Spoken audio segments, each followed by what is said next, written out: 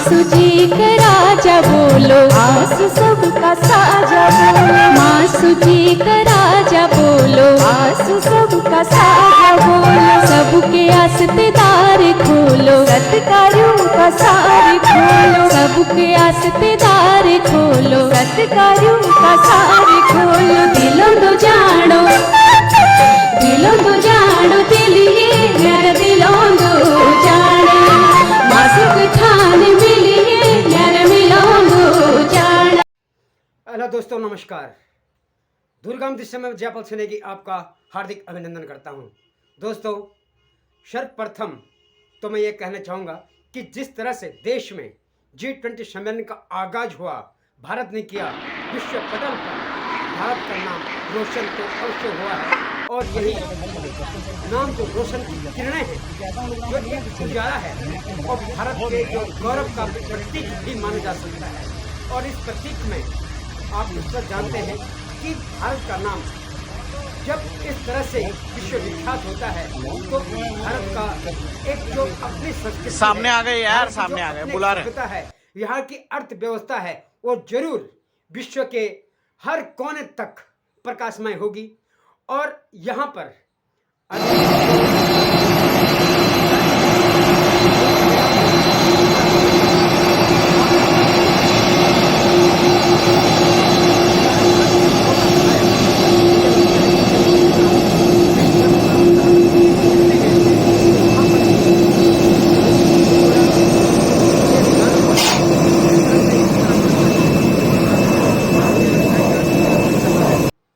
भी देश के कोने कोने पर इस तरह से विराजित है कि वहां पर भी उत्तराखंड भी कोई जगह है। और इसीलिए आज पर्यटकों का एक मुख्य स्थल उत्तराखंड भी देखा जा सकता है, जहां पर जिस तरह देश में G20 का सम्मेलन हुआ और वहां पर बड़े बड़े नेता, दिल्ली एक तरह से दूधिया रंग से धुली हुई थी, रात में ऐसे जगमगा रहा था कि सभी आगंतुकों और सभी जो एक तरह से आने वाले लोग हैं या फिर दर्शक जो जिन्होंने दिल्ली का दृश्य देखा, वो इस तरह से था कि दुल्हन की तरह लग रही थी। यही दुल्हन में मैं कुछ दृश्य आपको दिखा रहा हूँ। ये दृश्य आप देख सकते हैं किस तरह से दिल्ली जगमगा रही थी। और मैं सिर्फ यही कहना चाहूँगा, जहाँ दिल्ली जगमगा रही थी वहाँ पर जहाँ एक तरह से भारत का नाम रोशन हुआ होता है, वहीं पर कहीं पार्टियां, कहीं कोई इंडिया के नाम से भी सत्ता में आने का एक तरह से नया संकेत दे रहे हैं, तो कुछ जो दूसरे पक्ष हैं, सत्ता पक्ष, और भारतवर्ष का नाम भारत एक तरह से जो 5000 वर्ष पुराना है, उस पर अपने देश की जो एक गौरवता है उसको बढ़ाने में, उस गौरव की नींव रखने में, नींव तो भले पहले रखी गई थी मगर इस विरासत को अब भी इस पर कामयाब है। और वो चाहती है कि भारत शब्द का इस्तेमाल आने वाले समय में किया जाए, जहां पर पक्ष विपक्ष भारत शब्द की लड़ाई से लड़ रहे हैं, कोई इंडिया की लड़ाई से लड़ रहे हैं, जिनका जो भी तात्पर्य हो।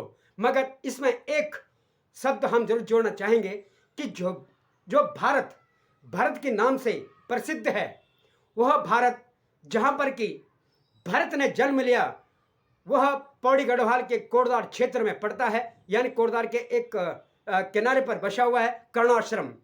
आज कर्णाश्रम में की वो स्थिति, वो खंडर है और उसकी देखभाल भी, ये जो हमारी पुरानी धरोहर है, जो हमारी ऐतिहासिक धरोहर है, उस धरोहर को संभालने में चाहे हमारी सरकार हो, ये केंद्र सरकार हो, उनकी नजरें क्यों नहीं पड़ी। हमें भारत जहां से शब्द की उत्पत्ति हुई, यानी भारत जहां से पड़ा, उस भारत की नगरी को भी हमें देखना चाहिए। और जो खंडर पड़ा हुआ है उस पर भी तत्कालीन जो एक तरह से वहां के मुख्यमंत्री थे 1955 में, संपूर्णानंद जी, उन्होंने जब वहां आए थे, उन्होंने कहा था इस जगह का एक तरह से विकास होना चाहिए। और उसके बाद स्थानीय विधायक जो थे जगमोहन सिंह नेगी, 1956 में स्थानीय विधायक जगमोहन सिंह नेगी ने 2 कमरे वहां बनाए थे। मगर उस तब से लेकर 1956 से लेकर 1923 तक, 1956 से लेकर 2023 तक, आज तक वहां उस जगह की जब तक 2 कमरे बने उसके बाद से वहां पर एक भी ईंट नहीं रखी गई।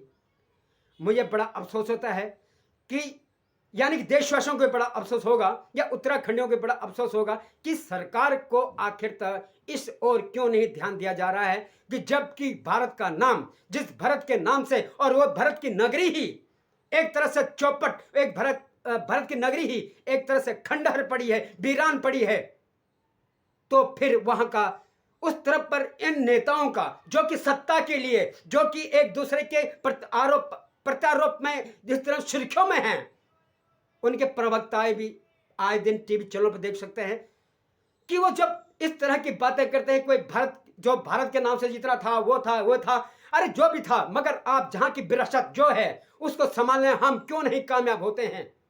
यही प्रश्न मैं उत्तराखंड सरकार से पूछना चाहूंगा। और यही प्रश्न में यह मैं ही नहीं बल्कि समस्त जनता जनार्दन उत्तराखंड की यह पूछना चाहे कि केंद्र सरकार हो या राज्य सरकार, उनका ध्यान इस ओर क्यों नहीं जाता?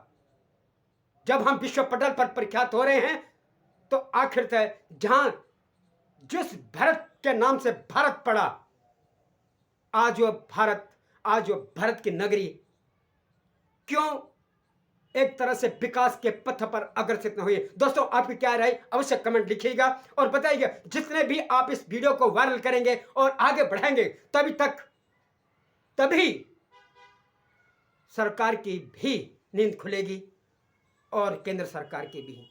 हालांकि उत्तराखंड में वर्तमान सरकार ने हो या केंद्र सरकार ने बहुत से अच्छे कार्य किए हैं, मगर कुछ कार्य ऐसे होते हैं जो हमारी विरासत है, उनको करने में हमें सर्वोपरि होना चाहिए। इसी के साथ दोस्तों नमस्कार, जय हिंद, जय भारत की।